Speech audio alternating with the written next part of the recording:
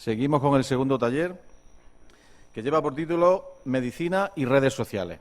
Yo creo que es un tema candente y debería estar presente, y de hecho está en estas primeras jornadas de Medicina y Nuevas Tecnologías. El taller va a estar impartido por Hans Egui Ángeles. Él también es un miembro destacado del grupo de trabajo, es el webmaster de la página, es el mantenedor de las redes sociales, y agradecer su esfuerzo que hace porque vino ayer de Dinamarca. ¿Vale? Muchas gracias, Hans, cuando quiera. Buenos días, ante todo. Este tema es un poco controversial, digamos. Ayer escuchamos ya algunas preguntas sobre el tema, qué colocar y qué no colocar. La primera parte de lo que vamos a tocar solamente es una pequeña introducción, pero lo que me interesa más es ver las partes de los ejemplos. Y en los ejemplos me gustaría un poquitín que si quieren participar, pues lo hagan, porque si recordamos un poco, este año en el examen MIR ya vino una pregunta sobre redes sociales. Pero es que esto, para lo que era para nosotros novedoso, en el examen de Estados Unidos, en el USMLE, ya se viene haciendo desde hace unos años. Y justamente las preguntas que después, bueno, los casos que he puesto, son los que he sacado de esos exámenes. La social media prácticamente quiere decir todo aquello que nos involucre en un entorno social. Esto, como pueden ver aquí, es algo ya que se vino haciendo desde un principio hace tiempo. En el 78, cuando comenzamos a ver con lo que era Internet, los anuncios y todo eso, fue evolucionando poco a poco, no es algo que haya aparecido de un día para otro. Poco a poco fue evolucionando con la aparición de Internet, se empezó a aplicar se orientó Internet no solamente a lo que es la educación, la venta y demás cosas. Para el año 98 ya empezamos a tener lo que conocíamos como social media. ¿Eso qué significaba? Pues que yo podía tener unos amigos virtuales, es decir, unos amigos que no estaban conmigo a mi lado, pero que por algún motivo estaba yo con ellos. En el 2003, esto es algo interesante, y sale lo que es el concepto de Second Life. El Second Life es un mundo virtual. Es, por ejemplo, como explicó Alfredo, que tenemos unos entornos para poder nosotros intercambiar comunicaciones, intercambiar objetos, pues en Second Life nosotros mismos hacemos una especie de avatar, un dibujo de nosotros en un mundo virtual. Y podemos interactuar, conversar. Eso fue una cosa revolucionaria. Incluso hay algunos congresos y jornadas que se hacen a partir solamente de este entorno. Otra cosa importante que podemos ver fue en el año 2009 con la aparición de Twitter, cuando, no sé si recuerdan que hubo un avión que acotizó en el río Hudson, pues ese día Twitter salió a la fama, porque la gente empezó a tuitear eso y superó lo que Twitter esperaba, que incluso la red se paralizó. Las redes sociales no han sido un efecto algo novedoso, me refiero, no es algo que haya aparecido recientemente, sino como podemos ver en el año 88 teníamos el famoso IRC. Era permitiendo conversar con amigos, chatear un poco.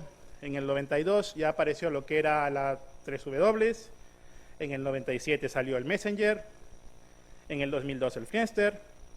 En el 2003 apareció MySpace y LinkedIn. Entonces, poco a poco esto ha ido evolucionando de acuerdo a lo que el mercado solicitaba. Ya para el 2004 aparece Flickr y Facebook. Ya con esto, como conocemos, compartíamos fotos, amistad. Podíamos hacer que personas que tenían nuestras mismas características participen más con nosotros. En el 2005 aparece Ning, aparece YouTube con mucha fuerza. En el 2006 sale Twitter. En el 2009 Foursquare. En el 2011 Google Plus y Pinterest.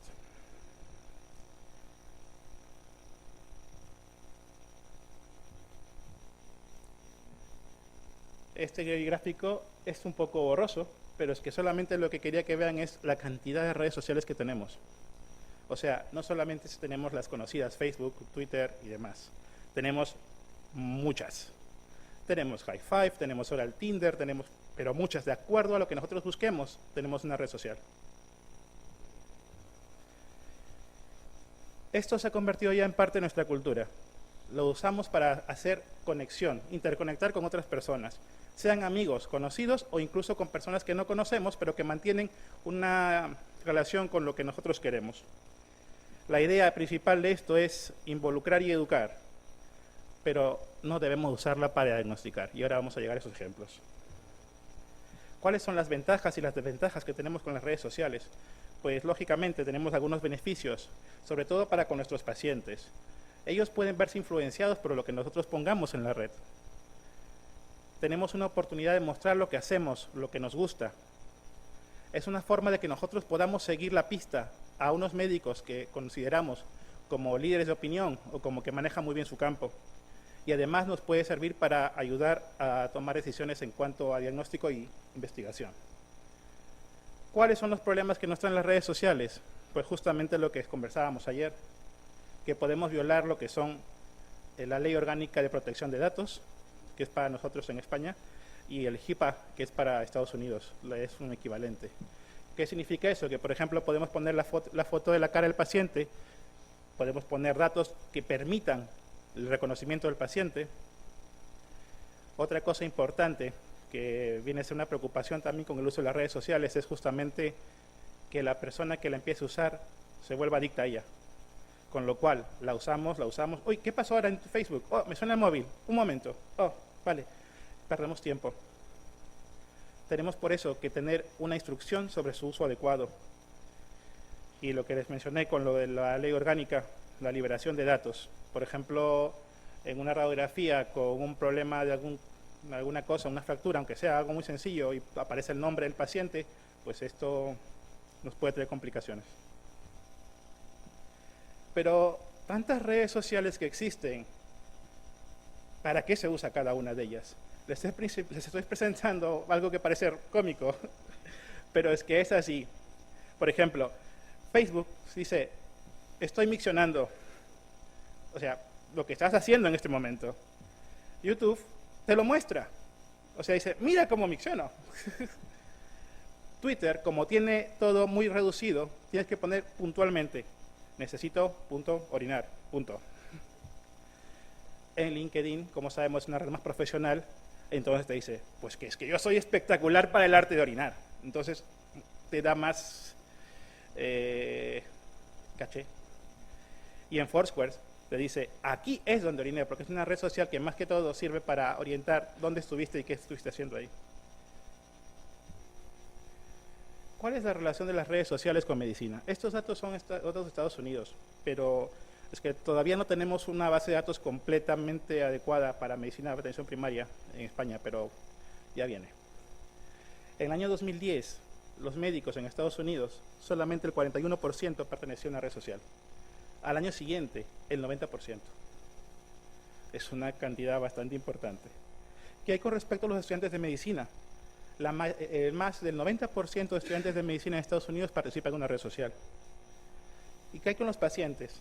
Los pacientes con enfermedades crónicas, en un aproximadamente 80%, participan en una red social o tienen un blog. Y esto fue al año pasado y se estima que para este año sigue subiendo. Pero ¿cuánta gente usa las redes sociales? Pues miren, Facebook, 1,3 billones mensuales. YouTube, 1 billón. Twitter, 645 millones. Como pueden ver, es mucha gente la que utiliza estas redes sociales. ¿La utilizamos nosotros igual? Pero es que, ¿sabes qué? Yo no utilizo las redes sociales porque es que me da miedo. ¿Qué? Compartir información. Esa información pues puede servir para que alguien que yo no quiera que la vea. Pues para eso tenemos que nosotros actualizar nuestros niveles de privacidad. No sé si, por ejemplo, ustedes alguna vez han probado entrar desde otro Facebook a su Facebook. Si lo han probado y no han actualizado sus niveles de privacidad, pueden ver que se ven todas las fotos. Pero, por ejemplo, si alguien entra o quiere entrar a mi Facebook, solamente va a ver mi nombre, porque las fotos y el demás contenido no está accesible para nadie que no esté fuera de mi grupo de amigos. Porque Facebook lo podemos un poco, digamos, dar privacidad para que lo vean todos mis amigos, todos mis conocidos o los que ustedes quieran. Y lo mismo se puede hacer con YouTube, lo mismo se puede hacer con Twitter o con Google+. Hay una cita muy interesante que la dio Kevin Fogg, que es un médico internista, bueno, residente de interna en Estados Unidos, y que decía, debemos mantenernos tan profesionales en las redes sociales como cuando estemos cara a cara con los pacientes. Cuando vamos a publicar algo, preguntémonos primero, antes de poner enviar. Si estuviera en un ascensor en un hospital abarrotado de pacientes y dijera en voz alta lo que quiero publicar, ¿estaría bien? Si la respuesta es no, pues no lo publiques. Esto es muy rápido, ustedes ya lo conocen. Facebook, YouTube, Twitter. Vamos a parar un segundín en Twitter, justo ahora que estamos haciendo mucho de uso de él. Anatomía de un tweet. ¿Por qué hablamos de la anatomía de un tweet? Porque un tweet no es algo tan simple y no tiene partes. Por ejemplo, tenemos el llamado hashtag, que nos permite hacer un grupo de publicaciones por tópico o por tipo. En nuestro caso, hashtag appprimario. La arroba, que nos permite identificar a un usuario determinado. Retweet, que nos permite hacer que un tweet que hemos tenido antes lo reenviemos. Como sabemos, en Twitter solo tenemos 180 caracteres, con lo cual una dirección www.tiximergen.es/archivo/2010/ es que no nos, ya con eso llenamos todo. Los acortadores de direcciones pues justamente nos permiten que toda esta gigantesca dirección se acorte en unas 20 o 10 letras. Y lo último, y que me gustó mucho, es los tweet chats. Los tweet chats son chateos programados. ¿Qué significa? No sé si algunos han visto el programa Grey's Anatomy. En Grey's Anatomy, por ejemplo, hubo un episodio donde estaban haciendo una operación y justamente usaban el tweet chat. ¿Qué significa esto? De que pues entonces para personas y médicos de cualquier parte del mundo estaban en contacto con el cirujano cuando estaba haciendo la operación. Lógicamente no estaba en el Twitter, pero estaba un colaborador. Y le hacían preguntas sobre lo que estaban viendo. Es una herramienta bastante útil también. Las redes sociales son importantes no solamente porque tenemos amigos ahí, sino porque también están muchas instituciones importantes. Por ejemplo, la Clínica Mayo.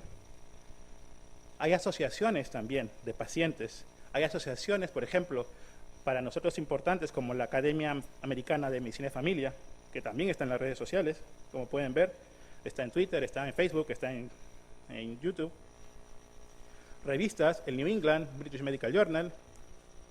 Tenemos, por ejemplo, la CDC, tenemos EMEA, tenemos la FDA. En LinkedIn, como ya hemos explicado un poquitín antes, son unas redes sociales profesionales. Es un poco para mostrar lo que hacemos, lo que trabajamos y en algunos casos incluso conseguir empleo.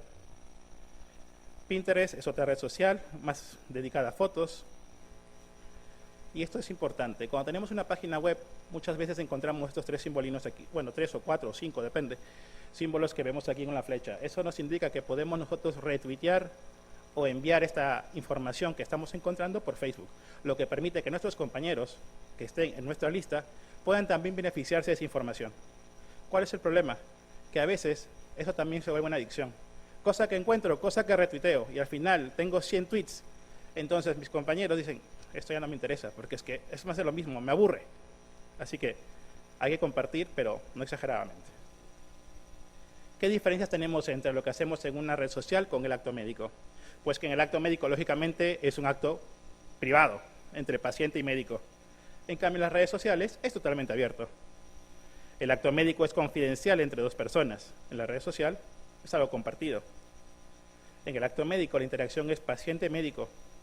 En las redes sociales es una conexión abierta, con transparencia, y que lo que tú has tenido o has hecho lo puede ver cualquier persona que esté en tu grupo. En el acto médico hay una conducta formal. En las redes sociales predomina la informalidad.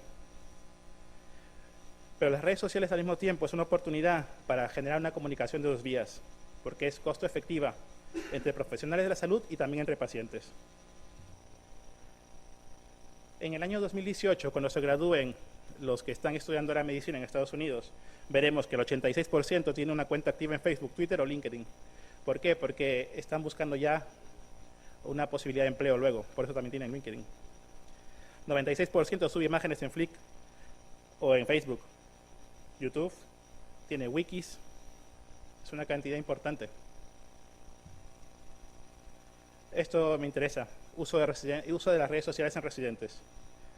En un estudio que se hizo en Estados Unidos, el 70% de los residentes de medicina tenían fotos con alcohol. Y de esos 70%, el 30% tenía fotos donde se evidenciaba un estado de ebriedad alto.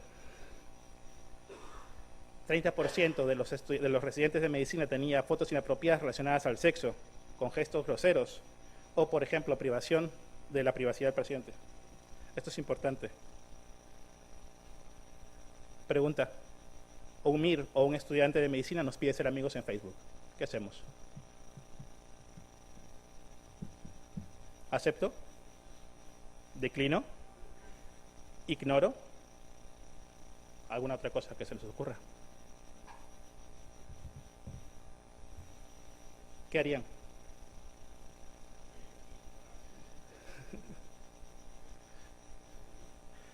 Ignorar. Si lo ignoran, probablemente luego venga y diga, oye, te mandé una invitación, ¿qué pasó? Es lo mismo. Es que yo sé que normalmente, por ejemplo, yo con mi tutor tuve conexión con Facebook. Es que creo que es algo casi normal. Pero, por ejemplo, la Academia Americana de Medicina Familiar recomienda que declinemos. ¿Por qué? Porque dice la Academia que estamos en un grado de jerarquización. Cuando tenemos una persona que está bajo nuestra supervisión, se puede prestar a malos entendidos. Entonces, ética. Miren la foto. ¿Qué opinan de estas fotos?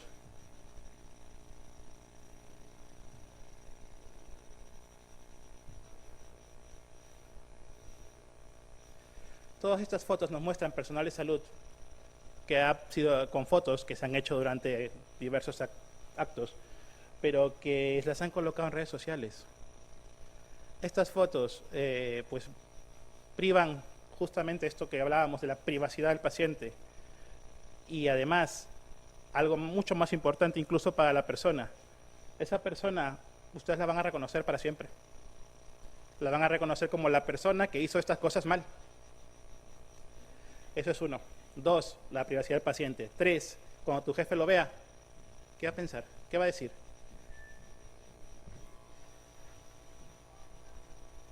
Eso, te pueden despedir.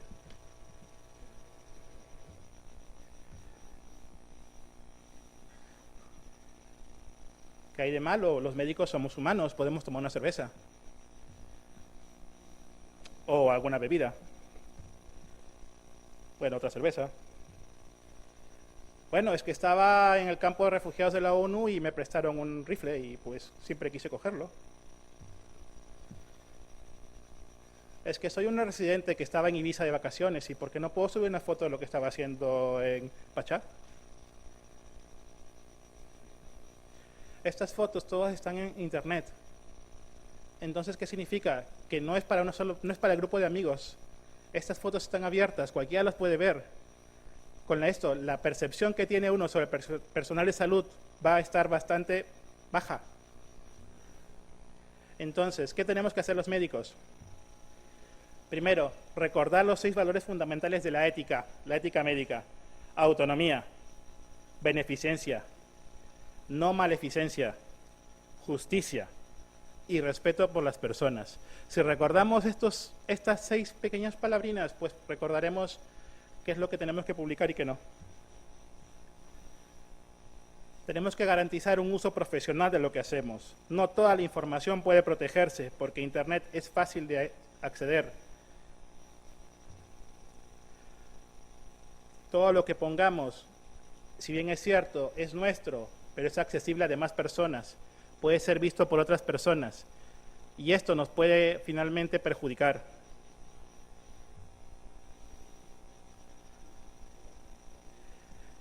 La Academia Americana de Medicina Familiar, tanto como el GMC de Inglaterra, como la Escuela de Medicina de Australia, recomiendan no establecer amistades electrónicas con nuestros pacientes actuales. ¿Qué hay con los antiguos pacientes? ¿Debemos establecer o podemos establecer una comunicación con ellos?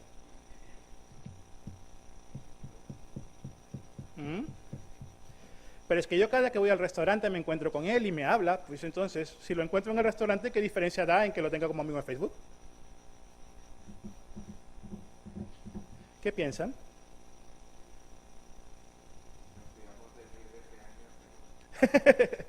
Pues aparentemente sí.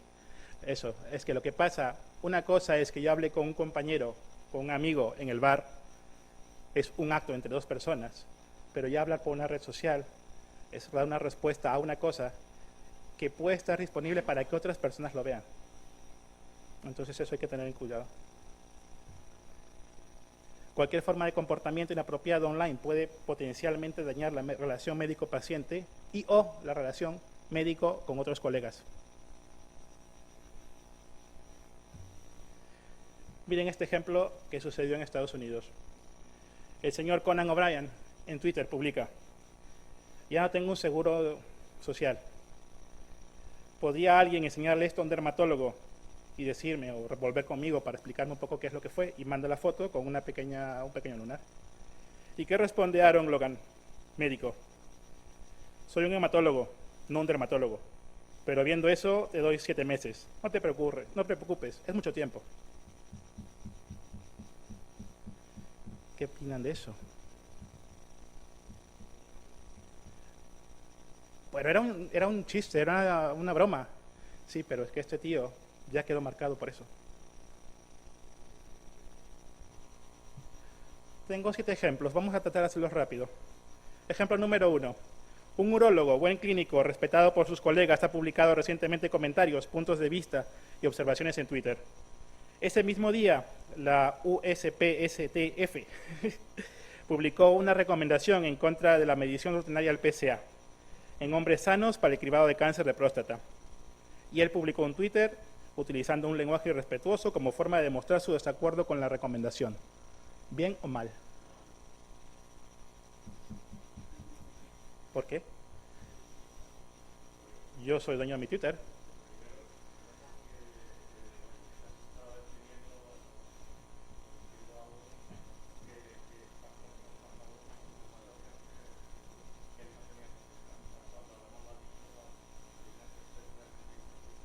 Claro, y es que además una cosa es decir, yo creo que deberíamos hacer más estudios para demostrarlo, que decir, esto es una tontería, no vale para nada. Perfecto. El Twitter que él mandó se hizo viral y ha sido leído por muchos de sus pacientes, colegas, residentes, familia y amigos. ¿Por qué? Porque lo que pasa es que cuando hacemos algo en las redes sociales no lo hacemos solo para nuestros amigos, porque nuestros amigos tienen otros amigos, que a su vez tienen otros amigos, y así. Este gráfico es muy interesante y fue publicado por la Sociedad Americana de Cardiología. Y aquí podemos ver la relación que tenemos nosotros. Médico-paciente, no se cierra solamente ahí, sino tenemos médico-paciente, médico-médico, paciente-paciente, médico-paciente y personal, médico-paciente-paciente, pero es que se va ampliando. No solamente es una relación estrecha y cerrada como si fuera una consulta médica. Ejemplo número 2. Un paciente notó un lenguaje irrespetuoso en un blog de un médico, donde se expresaba la frustración hacia otro paciente quien lo visitó como emergencia en múltiples ocasiones por fallar en controlar sus niveles de azúcar. El médico se refirió al paciente como ocioso e ignorante. Creo que esta está clara, ¿no? Uno de los pacientes que vio le dijo a otro: ten cuidado cuando vayas a emergencia que está el médico X. Él cree que todos somos ociosos e ignorantes. Y así, de boca en boca. Este ejemplo. 2 años después de dejar su práctica privada, un paciente le envía una invitación de amistad en Facebook. Este médico solo abrió la cuenta de Facebook para participar en cursos de acreditaje, que como saben también hay cursos para actualización y todos que aparecen en Facebook. Y además para estar en contacto con su familia. Él se siente en conflicto porque ya no es el médico del paciente y no tiene intención de volver a la práctica privada. El paciente es muy emocionalmente frágil y lloraba en la mayoría de consultas. El médico meditó si aceptar o no la invitación. Temía de que al no aceptarla, pues dañe la autoestima del paciente. ¿La aceptó? El ex paciente nunca le ha escrito a nadie inadecuado y solo lo contacta por saludarlo en su cumpleaños, pero el médico aún se siente incómodo de mantener esta amistad entre sus contactos e incluso ha considerado cerrar su cuenta de Facebook. ¿Qué opinan?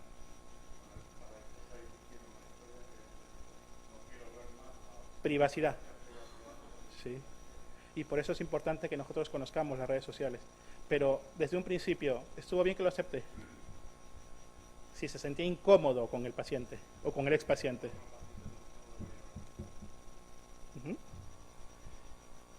Un psiquiatra de 30 y tantos años usó Facebook para ser amigo de un ex paciente. Vale. A ambos les gusta el mismo tipo de música, de arte, han conectado muy bien. Empezaron a intercambiar saludos afectuosos en Facebook. Parecía que el afecto crecía. Por esto que el psiquiatra ha pensado pasar unas vacaciones en la misma comunidad que su expaciente y quizá buscarla para ponerse al día. Pero está inseguro sobre si debería iniciar contacto con su expaciente. ¿Debería el psiquiatra invitarla a tomar un café? ¿Es apropiado para ambos encontrarse? Él sabe que no debería usar Facebook para esto porque no es privado, pero tampoco quiere dar a la expaciente su email personal.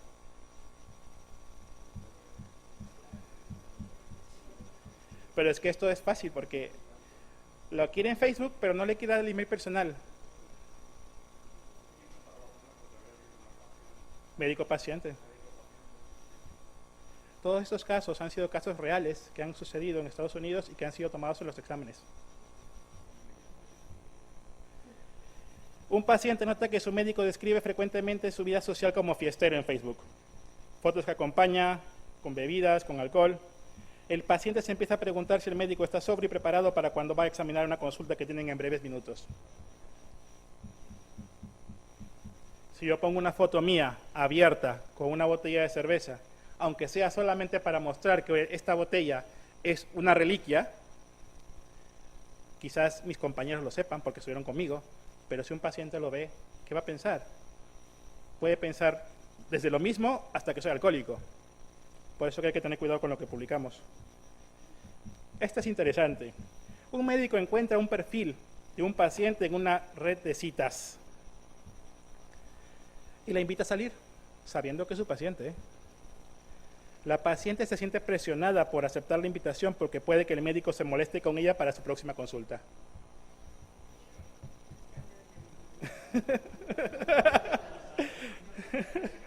Cambia de médico para no perder la cita. Pues bueno, es una opción, sí. Esta pasa mucho, ¿eh? Esta es muy frecuente, muy frecuente. Un residente, bueno, primero, segundo, lo que quieran, filma a un compañero colocando una vía central de un paciente. Se puede ver claramente la cara del paciente. Luego el residente sube el video a YouTube para que otros residentes de primer año puedan ver cómo se hace el procedimiento de manera adecuada. ¿Bien o mal?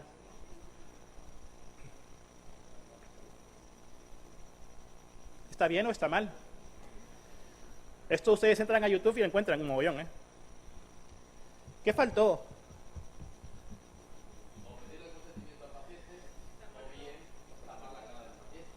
Una u otra.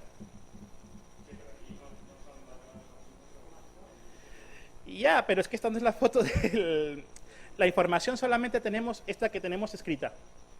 Probablemente salga la cara, probablemente no se tapó el paciente. Yo creo que lo único que debimos hacer es pedir consentimiento informado al paciente de manera escrita. Porque esto va a ser publicado en la red social de YouTube y que puede superar las 1000 vistas. ¿Cómo podemos entonces evitar los problemas en las redes sociales? Como ustedes lo han dicho muy bien, cambiando la funcionalidad de los ajustes en privacidad. Por ejemplo, Google Plus tiene los llamados círculos. Yo tengo círculos de amigos, círculos de médicos, círculos de conocidos, círculos de, bueno, lo que ustedes consideren. Y en Facebook también se puede hacer lo mismo. Se puede hacer lo mismo yendo a privacidad y ven ahí que dice, ¿quién puede ver mis cosas? Ustedes seleccionan quiénes pueden ver sus cosas. Les recomiendo que pongan amigos, porque hay una opción de conocidos. Entonces en conocidos puede ser, por ejemplo, alguien que han conocido hace poco y que no lo conocen muy bien. Vamos a avanzar un poco, ya se nos acaba el tiempo. ¿Cuáles son los beneficios de las redes sociales? Pues diseminar información. Por ejemplo, guías de control de hipertensión, cómo preparar al paciente antes de venir a la consulta, qué vacunas tenemos disponibles, nuevos descubrimientos médicos, recetas saludables, podcasts sobre ejercicios, videos donde se muestra el lado más humano de nuestra profesión, que piensa todo el mundo que somos máquinas, motivación para perder de peso. Por ejemplo, este es un artículo que salió hace poco en JAMA de Medicina Interna, que la asociación de realizar una práctica de ejercicio moderado o leve podía disminuir el riesgo de 26 tipos diferentes de cáncer. Entonces, esto es una buena indicación. Si el paciente lo lee así, pues dice, ¿qué? ¿26 tipos de cáncer? ¿Cómo? ¿Qué ejercicio? Entonces, nuestra intención es un poco traducírselo. Decirle, mira, si por ejemplo caminamos 20 minutinos al día o hacemos una pequeña rutina de esto, pues sí es cierto que algunos tipos de cáncer se pueden disminuir el riesgo de aparición, según el estudio. Entonces, para eso lo podemos usar. Se puede usar, como dije, para enviar información, teniendo cuidado de no superenviar. ¿De qué me vale, por ejemplo, si yo envío una publicación de una página web que se llama, por ejemplo, Intramed? Pues cuando yo recibí la información de Intramed, lo que hice fue entrar a la página, me afilié a la página y ya la información me llega. Pero si yo, el primer médico, cada semana sigo enviando lo mismo, pues llega a ser aburrido. El uso para medicina de atención primaria, comunicación directa con pacientes. ¿Qué pasa con los centros rurales?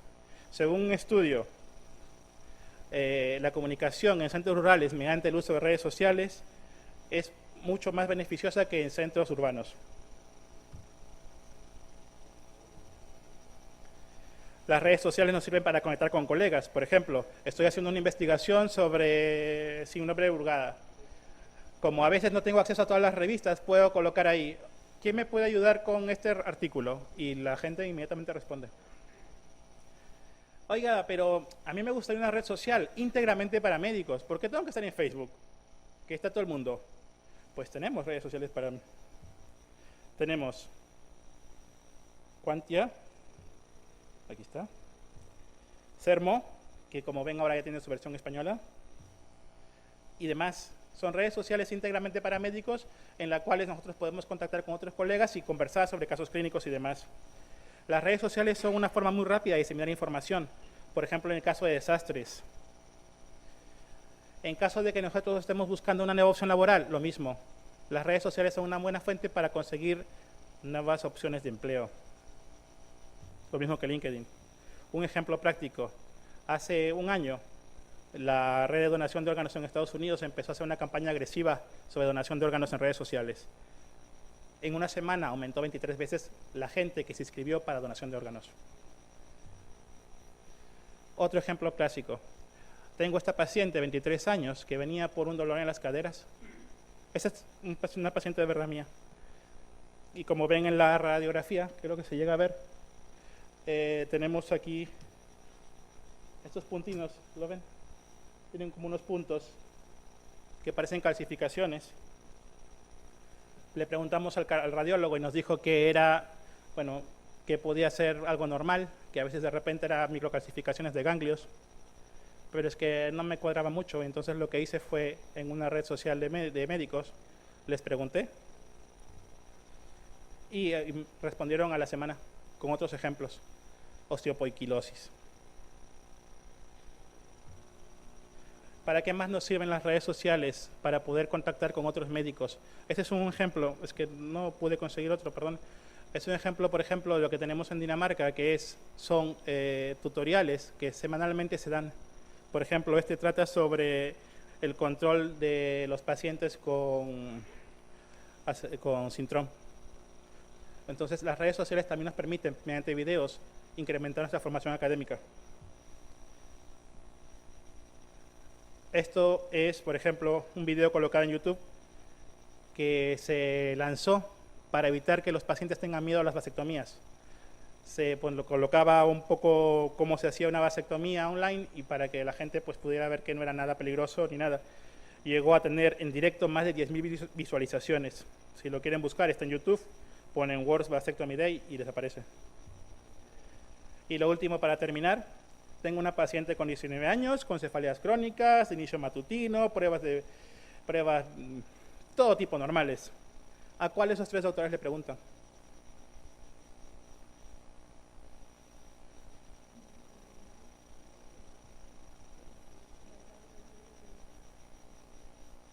¿Quiénes le preguntarían al doctor Google? Uno. ¿Al doctor Facebook? Ninguno. ¿Al doctor Twitter? Uno. Los demás le preguntan a otro colega, ¿vale? El problema con esto es de que ¿se puede hacer? Sí se puede hacer. ¿Cuál es el problema? Que si le preguntamos al doctor Google sin especificar los parámetros adecuados, las respuestas pueden ser desde apnea del sueño, infarto cerebral, trombosis de la vena arterial, y cáncer de cerebro, al principio. Ahora, entonces si quitamos un poco al doctor Google, porque no lo podemos preguntar de una manera más adecuada, nos quedamos con el doctor Facebook o con el doctor Twitter. ¿A cuál de los dos le podemos preguntar? También le podemos preguntar a los dos, siempre y cuando respetemos la ley orgánica de protección de datos y además lo hagamos en el grupo adecuado. Yo no puedo preguntar sobre esta paciente a mi grupo de naturaleza, pero lo puedo preguntar en mi grupo de colegas de atención primaria, a ver qué opciones me dan. Eso es todo, gracias. Y si tienen alguna pregunta.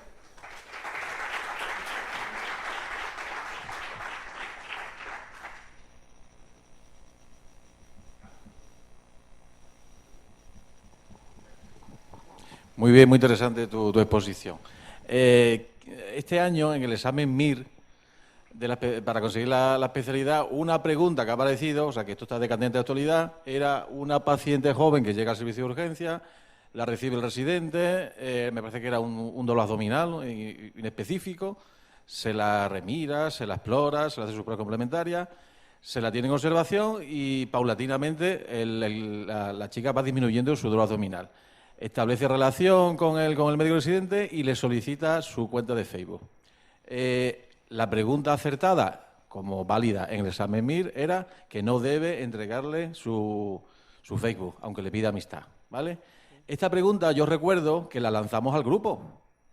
Lanzamos por un correo electrónico y hubo mucha disparidad. Unos del grupo de trabajo decían que no se debe dar, y algunos que otros decían que ¿por qué no?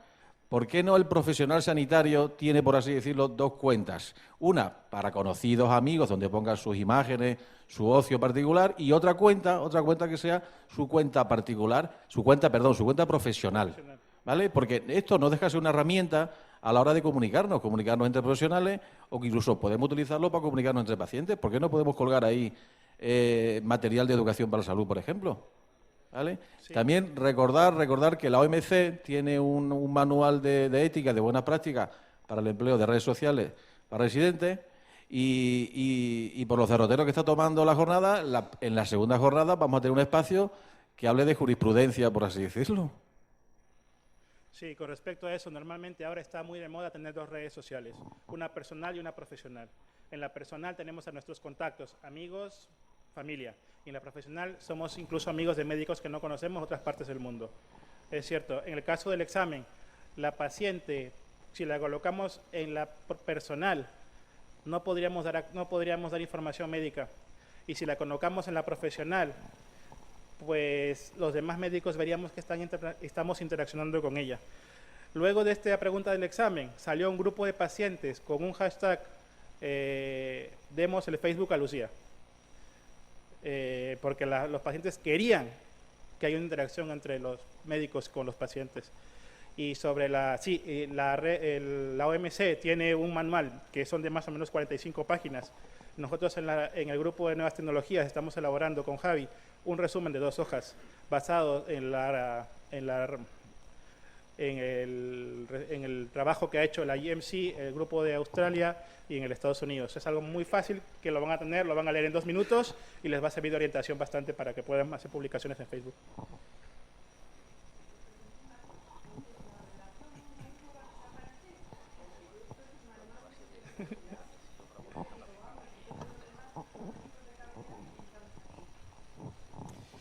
Enhorabuena, Han, por Ahora, lo que quería preguntarte, porque varias preguntas tipo MIR de estos años anteriores era el consentimiento informado es suficiente oral, no escrito. Aquí en las nuevas tecnologías, ¿cómo lo ves tú eso? Normalmente para lo que es una publicación online necesitamos el consentimiento verbal, puede funcionar de manera adecuada, pero es mejor hacer un consentimiento escrito, porque el consentimiento escrito, digamos, tiene mayor peso. Pero sería suficiente igual como... Sí, según la Ley Orgánica de Protección de Datos, sí. Es suficiente, el oral, el verbal. Sí, claro, es suficiente.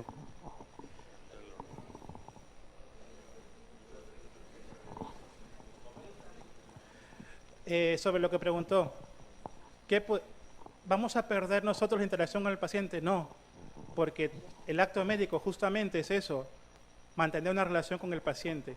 Y entonces, ¿para qué quiero yo una red social?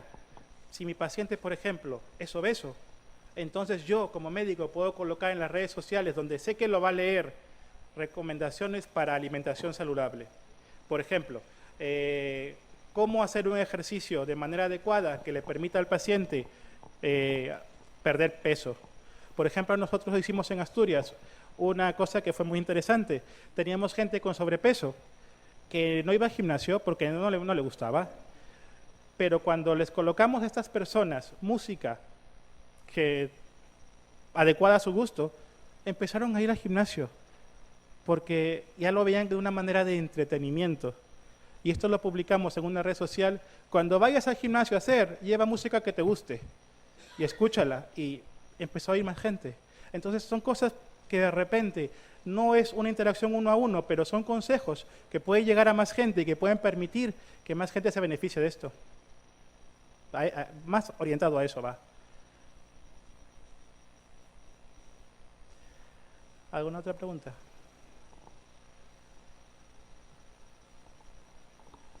Vale, muchas gracias.